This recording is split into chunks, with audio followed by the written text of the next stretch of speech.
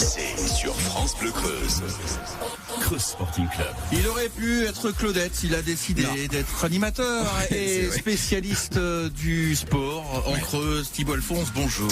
Bonjour Gaëtan, bonjour à tous. Je vous aurais bien vu Claudette. Oui, oui. Ah, C'est non. bon, Mais on va s'intéresser plutôt au vélo. Le short à plutôt paillettes, ça ne va pas du tout. Le CSC, votre rendez-vous sport tous les matins et tous les mardis, c'est cyclisme. Oui. Bonjour Arthur Pentier. Bonjour. Merci d'être avec nous, responsable du pôle espoir régional. Alors avant de parler des résultats du mois d'octobre qui ont été plutôt pas mal pour le pôle, on rappelle déjà ce qu'est le pôle régional espoir. Oui, du coup le pôle espoir cyclisme, on accueille les meilleurs, on va dire, coureurs régionaux au sein de la structure qui sont lycéens, donc qui ont entre 15 et 18 ans, et on leur sert c'est une structure d'entraînement qui les accompagne tout au long de l'année scolaire. Combien de jeunes ? Ils sont 9 cette année, 2 filles et 7 garçons. Et c'est ce que je disais, c'est ce que je voyais, pas beaucoup de filles. Vous avez relancé un peu le côté féminin avec 2 jeunes filles, Capucine et Lou. C'est ça, Capucine Chioni et Lou des enfants. Donc c'est un peu la volonté sur les prochaines années à venir, c'est de relancer, de regrouper les filles du Nord Nouvelle-Aquitaine qui sont un peu isolées dans leur club, et donc de les regrouper au sein de la structure pour leur permettre de les accompagner au mieux dans leur développement et leur entraînement. Et il y a vraiment des filles qui sont championnes, qui sont très talentueuses en cyclisme. Oui, on en a dans le Nord Nouvelle-Aquitaine, on a un beau collectif féminin qui performe. Voilà, au niveau régional, on a des filles qui ont fait des top 10 sur la Coupe de France qui a eu lieu il y a 2 semaines à Kölnok en Bretagne. Et du coup, l'idée c'est de les rassembler et de les amener au meilleur niveau de performance au niveau national. Bon, en tout cas, en espérant qu'il y en ait un maximum donc de filles, parce qu'il faut aussi des filles dans le sport et surtout dans le cyclisme. On va parler un peu des résultats.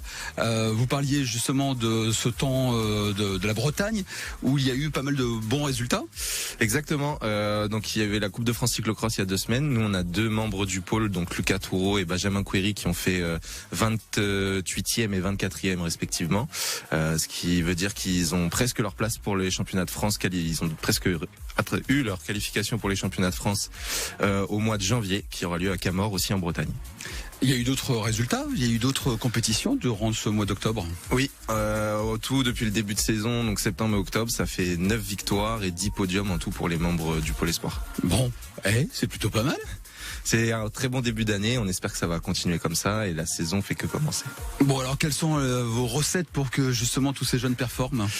Il n'y a pas vraiment de recette miracle. L'entraînement, il n'y a pas de vérité, mais moi j'essaie de les accompagner au mieux dans ce que ça soit au niveau scolaire, sportif et surtout social et humain, essayer qu'ils se sentent le mieux, et s'ils se sentent bien dans leur vie de tous les jours, généralement à l'entraînement ça marche bien. Bon, apparemment, vu les commentaires qu'il y a sur la page Facebook, ça marche plutôt bien et vous êtes plutôt apprécié.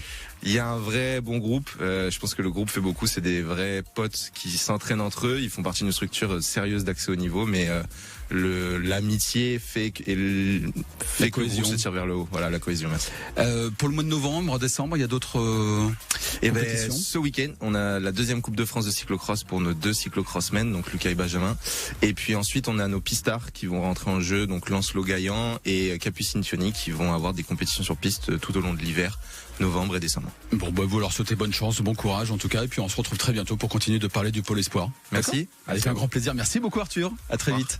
Je ne sais pas comment du tout on va faire cette transition ce soir dans le Creuse Sporting Club. Écoutez bien Arthur, on va parler de toboggan. On fait du toboggan ce soir donc.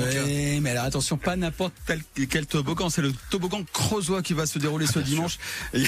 C'est de la randonnée et surtout une randonnée VTT. Oh, voilà, c'est transition quand tu nous tiens. Ça sera à Saint-Léger-le-Guérétois, on en parlera avec le président des cyclo-randonneurs guérétois qui organise l'événement, et puis on parlera également du mini-tour creusois qui fête en 2024 sa 10e édition. Déjà. C'est Jean-Luc Roby qui viendra nous rejoindre pour nous donner toutes les dates de ce mini-tour creusois. francebleu.fr, l'appli ici aussi pour retrouver le Creuse Sporting Club, bien sûr, à ce soir. À ce soir. Dans un instant, Creuse Emploi, Josiane Perron, un poste de responsable administration des ventes au programme.